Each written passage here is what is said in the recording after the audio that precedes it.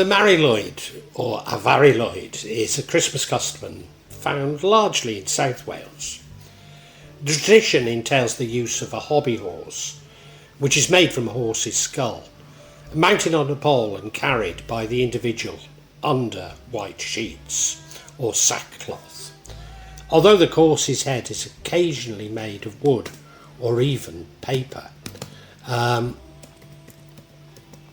Often the horse's jaw is able to open and close as a result of a string or lever attached to it, and a piece of glass in its eye sockets. The Mari Lwyd custom was performed during winter, specifically around the dates of Christmas and New Year. However, the precise of the date of the custom was performed between various date and on which the custom was performed varied between different villages and might happen on several consecutive nights. In the Gower, the head was kept buried throughout the year, only being dug up for use during Christmas. The custom began at dark and often lasted into the night. The Mari Lwyd party consisted of 4 to 7 men who often had coloured ribbons and rosettes attached to the clothes and sometimes wore a broad sash around their waist. The smartly dressed leader, who carried a staff, stick or whip, and sometimes other characters such as the merry men who played music, and Punch and Judy or Siwan, both played by men with blackened faces, often brightly dressed. Punch carried a long metal fire iron and Judy a besom. Regular viewers may recall my vlog on the cross-dressing rioters of West Wales, in which I mentioned the ceffyl pren wooden horse, when men would wear women's clothing and blacken their face. In some parts of Wales, this also included carrying a horse's head, sometimes with horns.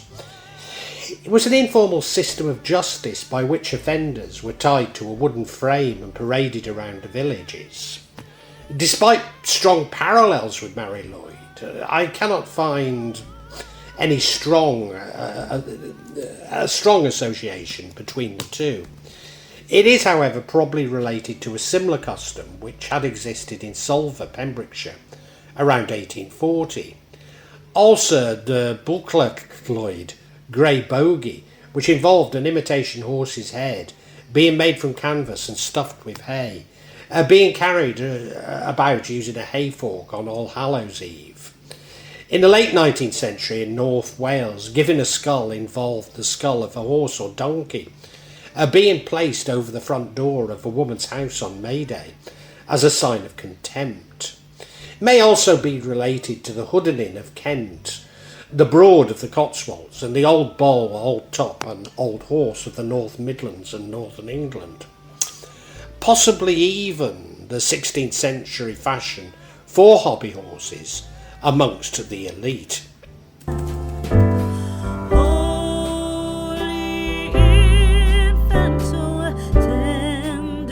The Mari Lwyd group would approach homes and sing a song in which they requested admittance.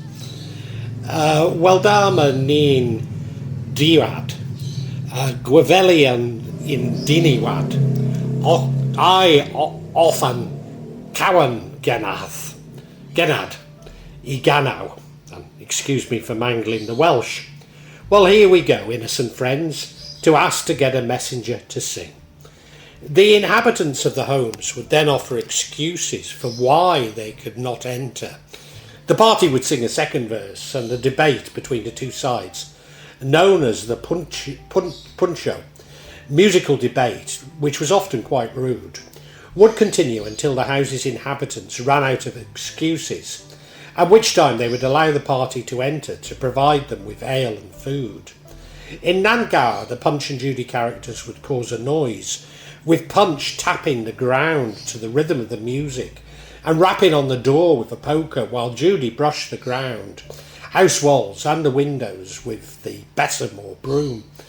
The householders would extract a promise from Punch that he would not touch the fireplace before he entered the building, or before he left he would rake out the fire with a poker. In a case from Clan Gwynedd, however, there was no interplace between the householders and the troop, but rather the latter were typically granted entry automatically after singing the first verse of the song. Once inside the home, the entertainment continued, with the Mari Lwyd running around and neighing and snapping its jaws, creating havoc, frightening children, while the leader pretended to try and restrain it. The merry men played music and entertained the household. And if the Mari Lwyd got entry, the household was said to have had good luck for a year. In Glamorgan, the Mari Lwyd custom had become a form of wassailing. Thus, Mari Lwyd represents a variant of the wider wassailing custom that was found throughout Wales and indeed Britain. Furthermore, the tradition was sometimes performed together with the Murmurs plays, a tradition of performances by the working class in the 18th century.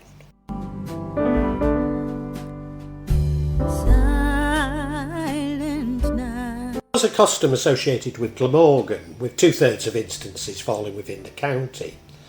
The custom stretched east into the industrial valleys of Monmouthshire, with the most easterly and earliest accounts coming from Monmouth. A number of examples were also found in Carmarthenshire, with a few examples both in Brecknockshire and Ceredigion. There is a record of the custom being performed in Wrexham, North Wales, although this is probably related to Cadahar May Day celebrations. There could possibly be a correlation with those areas in which Mari Lwyd was recorded, and the areas which were used for mineral production going back to the 14th century. This then spread to the iron and coal mining communities of South Wales.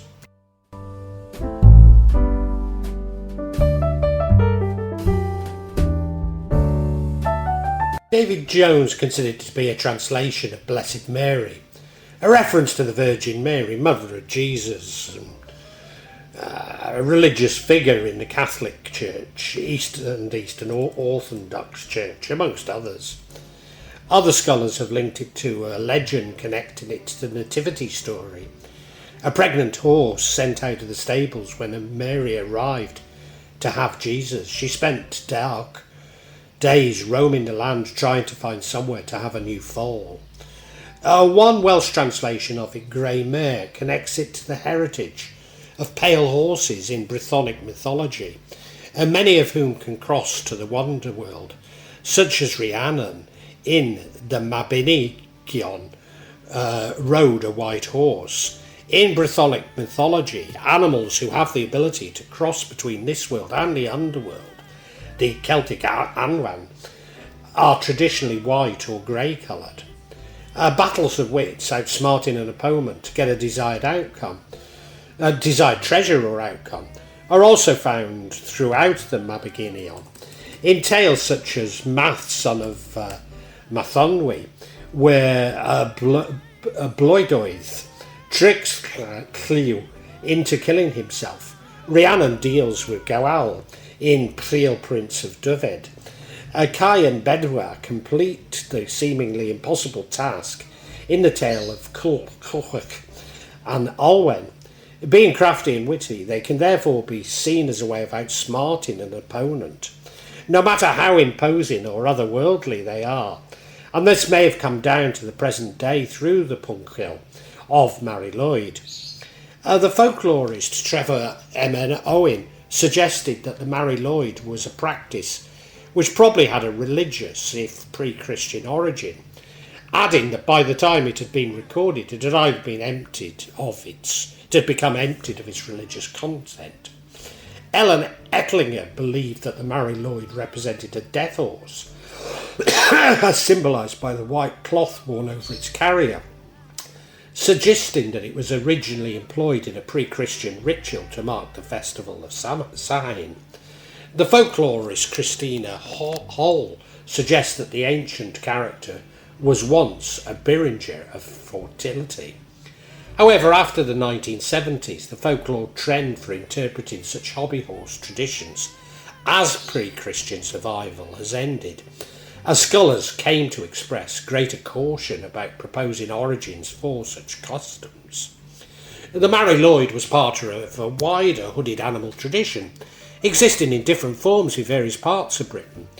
In the southwest, the Padstow Obios Festival, and the Minehead Hobby Horse on May Day. The hooded animal traditions may be comparable to English Morris dance traditions, which became a nationwide craze in the 16th and 17th century, before evolving into a set of regional traditions. Such confusion of the origins of folklore traditions between pre-Christian and Catholic traditions is common throughout Britain. In general, I suspect they are simply Catholic traditions, which may have some resonance with animistic beliefs, but I very much doubt that they're related to a pagan pantheon of deities. Although this may simply be my prejudice, but I would add, not one which is completely uninformed. Holy night,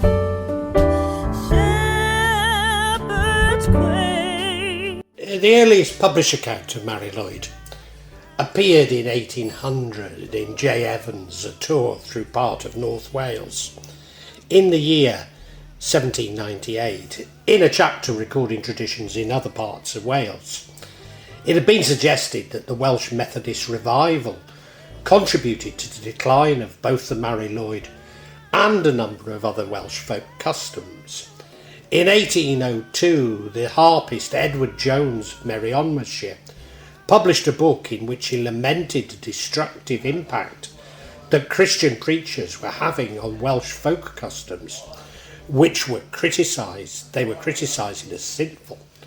He says, the consequence is, Wales, which was formerly one of the merriest and happiest countries of the world, is now becoming one of the dullest. Certainly in 1852, the Reverend William Roberts, a Baptist minister at Blaenau Gwent, originally from Denbighshire though, hated the Mari Lwyd. He wrote The Religion of the Dark Ages, which gave a detailed account of the Mari Lwyd, and transcribed 20 verses so his congregation could recognise it. A mixture of old pagan and popish ceremonies. I wish of this folly and all similar follies that shall find no place anywhere apart from the museum of the historian and antiquary. And later he says, we must try and get the young people of our time more to interest themselves in more intellectual and substantial things, such as reading and composing poetry, essays, singing, etc., as is encouraged and practised in the Eisteddfod. I wish of this folly that all similar follies, that they find no place anywhere apart from the museum and the historian of antiquity. 18th century minister hymn writer Isaac Watts created the following hymn, a warning against the Mari Lwyd. Why should I join those in play, in whom I've no delight, who curse and swear but never pray, who call ill names and fight? I hate and wear a wanton song, their words offend my ears. I shall not dare defy my tongue with language such as theirs. So reminiscent, you know. Muslim trolls I get on my channel. Yeah. This echoes strongly with my much expressed belief of how evangelists tend to describe what they don't comprehend as pagan or Catholic, even satanic. But like the broader wassailing custom, it gave an approved means of entering the houses, and the spirit of the season could be released. The gifts for food and drink, and sometimes money, helped to further the feeling of community amongst country folk. Like so much folklore, the need for communally approved release, and indeed charity, seemed to be ignored by the killjoy critics.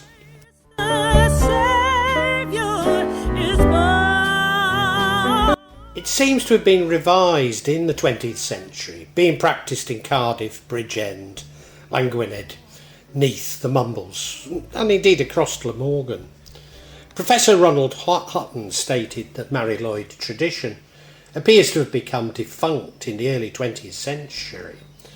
The Welsh bard Dylan Thomas wrote, "Years and years ago, when I was a boy, when there were wolves in Wales, the birds and colour of red flannel petticoats whisked past the harp-shaped hills. When we sang and wallowed all night in the caves and smelt like Sunday afternoons in damp front farmhouse parlours, and we chased, with jawbones of deacons, the English and the bears, before the motor car, before the wheel, before the Duchess-faced horse. And when we rode the daft and happy hills bareback, it snowed and it snowed. But here a small boy says, it snowed last year too. I made a snowman and my brother knocked it down, and I knocked my brother down and we had tea. But that was not the same snow, I say. Our snow was not only shaken from whitewashed pockets down the sky, it came shoaling off the ground and swam and drifted out the arms and hands of bodies and trees. Snow grew overnight on the roofs of houses, like pure and grandfather moss, minutely ived the walls and settled on the postman, opening a gate like a dumb, numb thunderstorm of white-torn Christmas cards. In 1991, the Llandrysant Mari Lwyd was taken to Anchignod, the Celtic festival on the Isle of Man, and it was also taken to the Louder Perron festival at Perranporth, in Cornwall. Hutton believed the custom re-engaged the borderlands between the Vale and the mountains, in part because the people of Glamorgan sought to reaffirm their sense of cultural identity during the termination of their traditional industries, and partly because the Welsh Folk Museum was located in the area.